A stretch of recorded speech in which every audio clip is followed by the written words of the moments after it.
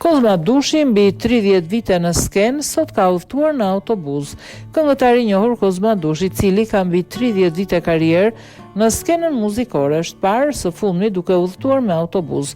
Fotot e shkrepura tregojnë artistin teksa përdor transportin publik për të kryer punët e përditshme.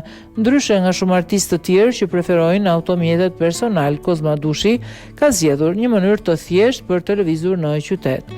Në një deklaratë për mediat ai shprehur për vështirësitë që hasin artistët e brezit të tij në realizimin e videoklipëve. Është shumë e vështirë për një këngëtar si unë apo Liliana të realizojmë një videoklip sot. Biznesmenët nuk japin para.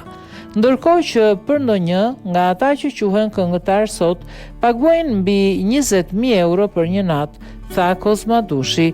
Ai shton se për artistët e kohës së tij është pothuajse pamundur të sigurojnë fonde dhe për projekte modeste. Kur i thua një biznesmeni që kushton 3.000 euro një videoklip të jep 50.000 lekë të vjetra, ka shtuar këngëtari.